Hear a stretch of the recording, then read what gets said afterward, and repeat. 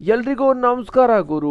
RCB 2025 mega auction ನಲ್ಲಿ RCB ಸಕ್ಕತ್ತಾಗಿ team ಮಾಡಿದೆ, RCB management ಕೂಡ. ಬಟ್ ಇದ್ರ ಬಗ್ಗೆ ಜಾಸ್ತಿ ಮಾತಾಡೋದನ್ನ ಬೇಡ. ಕೆಲವೊಬ್ರು ಹೇಳ್ತಾರೆ RCB ಚೆನ್ನಾಗಿರೋ ಟೀಮ್ ಮಾಡಿಲ್ಲ, RCB ಅವ್ರನ್ನ ತಗೋಬೇಕಿತ್ತು, ಇವ್ರನ್ನ ತಗೋಬೇಕಿತ್ತು ಅಂತ. ಬಟ್ ನನಗನ್ಸೋ ಪ್ರಕಾರ RCB ಡೀಸೆಂಟ್ ಟೀಮ್ ಕೂಡ ಮಾಡಿದೆ ಅಂತಲೇ ಹೇಳ್ಬೋದು. ಒಳ್ಳೆ ಎಕ್ಸ್ಪೀರಿಯನ್ಸ್ ಇರೋ ಪ್ಲೇಯರ್ಸ್ಗಳನ್ನ ತಗೊಬಂದಿದೆ. ಬಟ್ ಇದೊಂಥರ ಟೀಮ್ ಬ್ಯಾಲೆನ್ಸ್ ಆಗಿದೆ ಎಲ್ಲ ಕಡೆಯಿಂದನೂ. RCB ಸ್ಕ್ವಾಡ್ ಬಗ್ಗೆ ಜಾಸ್ತಿ ಏನು ಮಾತಾಡೋದು ಬೇಡ, ಏನಕ್ಕೆ ಅಂದರೆ ಅವರು ಚೆನ್ನಾಗಿ ಸ್ಕ್ವಾಡ್ ಕೂಡ ಮಾಡಿದ್ದಾರೆ. ಮತ್ತು ನಮ್ಮ ಆಟಗಾರರು ಯಾರೆಲ್ಲ ಎಲ್ಲೆಲ್ಲಿ ಪರ್ಫಾರ್ಮೆನ್ಸ್ ಮಾಡ್ತಾ ಇದ್ದಾರೆ ರೀಸೆಂಟ್ ಗೇಮ್ಸಲ್ಲಿ ಅಂತ ನೋಡಿದ್ರೆ, ಇಲ್ಲಿ ನೋಡ್ತಾ ಇದ್ದೀರಾ performance in the recent game ಅಂತ. ಫಿಲ್ಸಾಲ್ಟ್ 43 ರನ್ 20 ಬಾಲ್ಗಳಲ್ಲಿ, ಅದು T10 ಅಲ್ಲಿ ಅಂತಲೇ ಹೇಳ್ತೀನಿ. ವಿರಾಟ್ ಕೊಹ್ಲಿ ಅವರು ಲಾಸ್ಟ್ ಮ್ಯಾಚಲ್ಲಿ ಟೆಸ್ಟಲ್ಲಿ 100 ಕೂಡ ಹೊಡೆದ್ರು, ಅವರು ಕೂಡ ಫಾರ್ಮಲ್ಲಿ ಇದ್ದಾರೆ.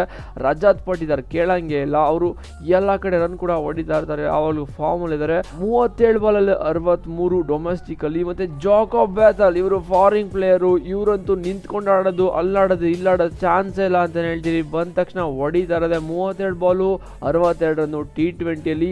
ಇನ್ನೊಬ್ಬ ಬೆಂಕಿ ಪ್ಲೇಯರು ಲಿಯಾಮ್ ಲಿವಿಂಗ್ಸ್ಟನ್, ಇವರು 15 ಬಾಲಲ್ಲಿ 50 ಕೂಡ ಹೊಡೆದಿರೋದು. T10 ಅಲ್ಲಿ ಅಬುದುಬಾಯ್ T10 ಕೂಡ ನಡೀತಾ ಇದೆ, ಈ ಒಂದು T10 ಅಲ್ಲಿ ಚೆಚ್ಚಿದ್ದಾರೆ. ಮತ್ತೆ ಜಿತೇಶ್ ಶರ್ಮಾ ನಮ್ಮ ಇಂಡಿಯಾದವರು T20ಅಲ್ಲಿ 5 ಬಾಲ್ಗೆ 20 ರನ್ ಕೂಡ ಹೊಡೆದಿದ್ದಾರೆ ಗುರು.